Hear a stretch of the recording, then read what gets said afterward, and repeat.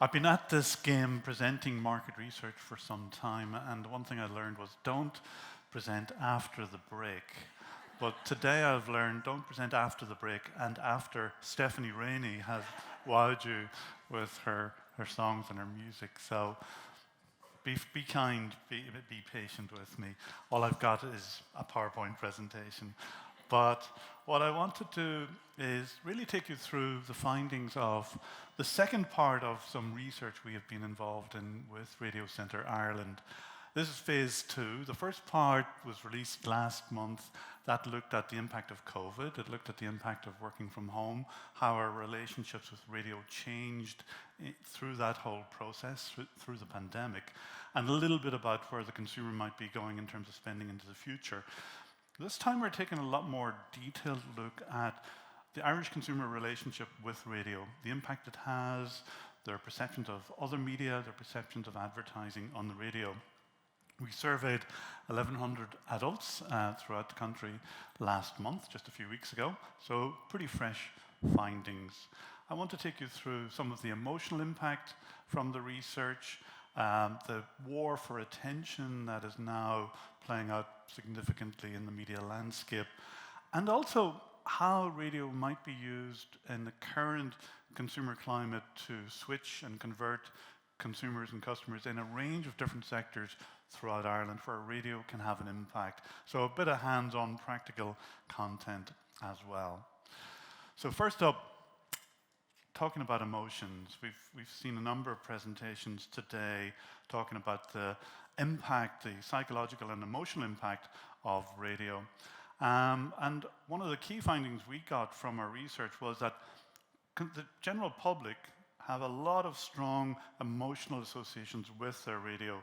67% say that radio is about entertaining me. That's something that they get from radio. Nick talked about thinking about your radio advertising in terms of entertaining the customer, not just informing or selling to them.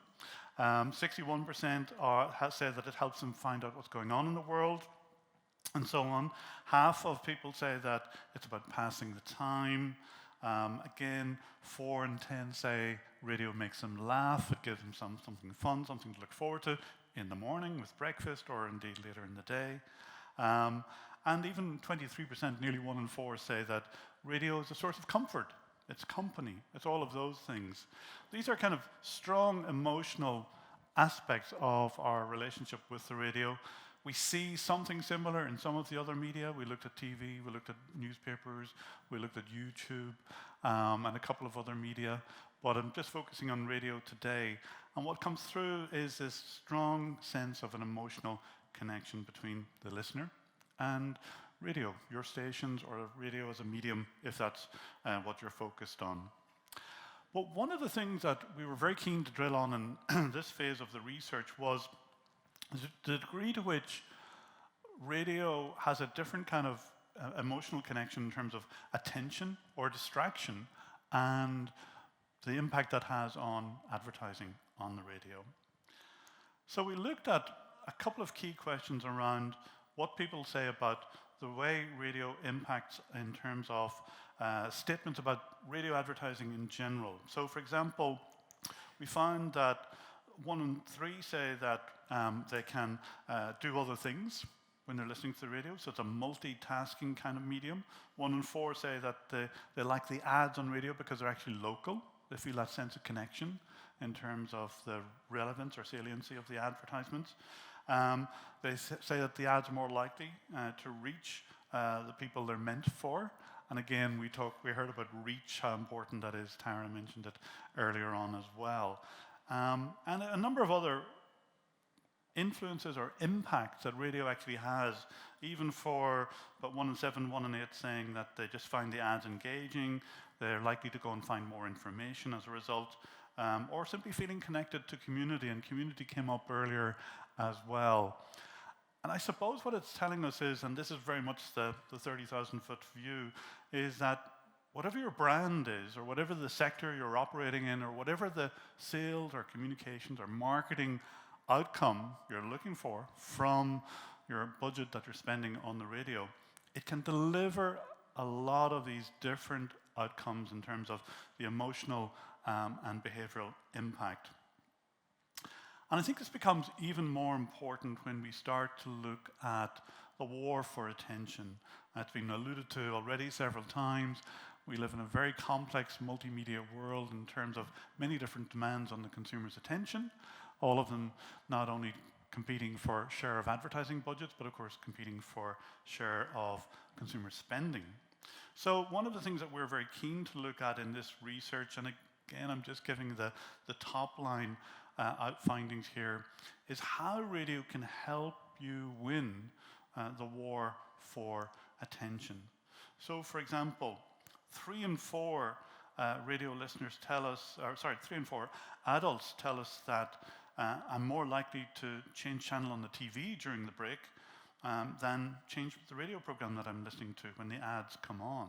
So it's a different kind of relationship, back to that kind of multitasking, multi-processing of attention. Radio has a significant advantage in that regard. 7 in 10 tell us that radio is a good way for brands and advertisers to tell them about products and services they might be interested in. Over half say they often listen or often hear about a special offer on the radio that's relevant to them. Again, relevance, so important. And 4 in 10 tell us that they regularly look for information online after hearing something on the radio. And again, that's another pointer here to the multi-channel world in which your customers and your target audiences operate. Radio is just not obviously a standalone medium. When you're thinking about the media strategy, the communications plan you're putting together, either as an agency or a media buyer or a brand owner, radio can play a powerful role in combination with other media because of the particularly unique way in which it has that interactive multi-channel effect on the customer. And 1 in 3 say, I regularly buy products and brands that I've heard mentioned on the radio. That's really important. We'll come to that in a little while, but when you think about the fact that Irish consumers will be spending about €100 billion this year, kind of a bounce back from COVID, then that's a big pie to be going after in terms of the size of the prize for advertisers and marketers today. And with 1 in 3 adults saying radio can actually drives them to buy products and brands that they've heard advertised on radio, it's a pretty compelling message itself. But of course, there is a war for attention. There are many different demands on our attention. So one of the very simple ways we went about looking at how different media grab their audience attention was we asked people, again the general public, when you're listening to the radio, when you're watching TV, when you're on TikTok, what proportion of the ads do you pay attention to? And again, the base here are all those who consume each individual medium. Well, let's take a look at the first one here. The actual range is from no attention on the left-hand side all the way through to full attention. And here we have radio in the purple line compared to TV, kind of that slightly green, mint green looking line, and then newspapers, the orange line. And what you see there is that, first of all, there's a far higher proportion saying they're not paying any attention to the ads on TV, back to flicking channel and all of that. Much smaller percentage of radio listeners saying they don't pay attention to the ads on the radio. And then as you get into pay little attention, pay some attention, radio scores much higher than that, but the same when it comes to paying full attention. That's radio, TV, newspapers. And again, this is people's self-reported experiences. But what if we look at radio compared to, say, direct mail, or indeed to the cinema? Here again, you see that radio is very few people saying they pay no attention to the ads on the radio, or indeed no attention to the ads in the cinema, a bit of a captive audience there. Direct mail, a much higher proportion saying no attention to the content in direct mail. Cinema scores higher when it comes to full attention, not least because it is a captive audience and we are literally in our seats staring at the screen, waiting for the movie to start. But it's an interesting, again, a pointer here that when it comes to getting some attention to your advertising, radio still over-indexes compared to these other media. What about some of the other media that are in play in the marketing and communications mix that you're looking at for your clients or for your brands? Facebook, YouTube. Over 60% of people say they pay no attention whatsoever to the ads on YouTube. 45% of Facebook users say they pay no attention to the ads on Facebook. It's just over 10% of radio listeners. And then again, you see as you go up through the spectrum of little attention, some attention, even on full attention, radio is actually slightly ahead there of Facebook and on YouTube. So again, it's about the war for attention that's unfolding in your market and in other markets.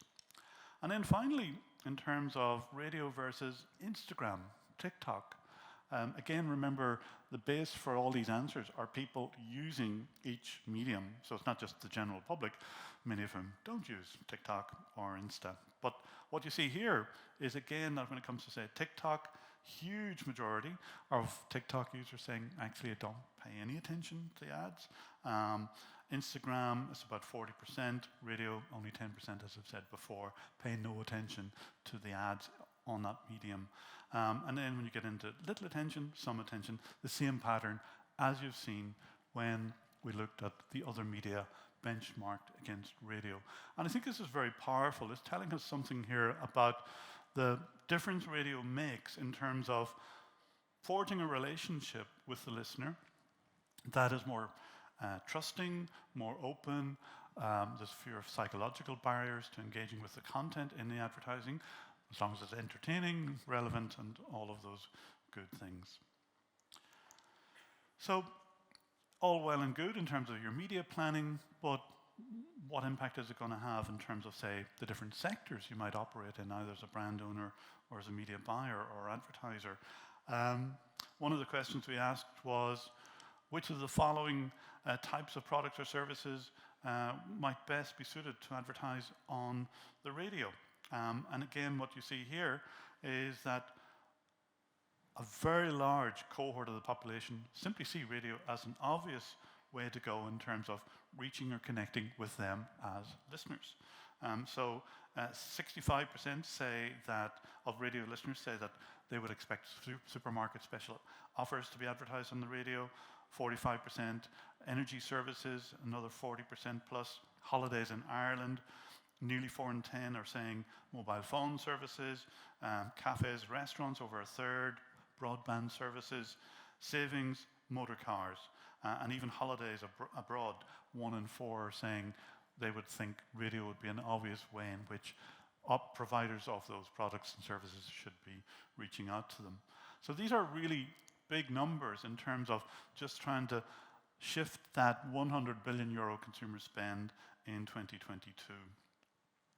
And it's not just about getting them to spend the money, it's also about switching and conversion. And this is something I think it's really important, because one of the things we wanted to see was, can you actually change people's consuming behavior? And the question we asked was, for each of the following types of advertisers, please say which media they should use to persuade people like you to switch, assuming they are different to your current provider.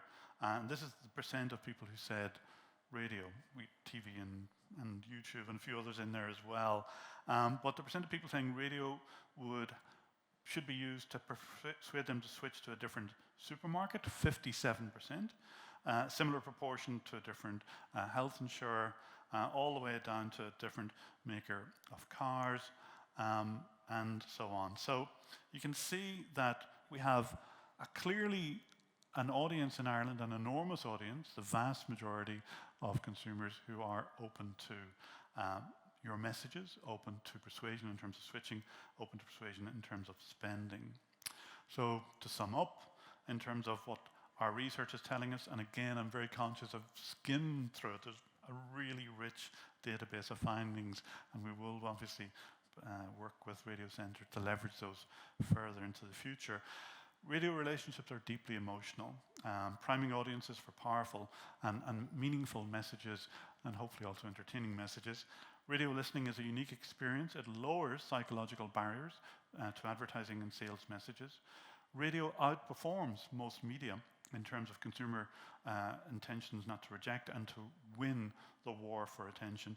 Radio can play an impactful role in driving awareness, consideration, and switching in 2022 across multiple sectors. So thank you very much, and start listening. Thank you.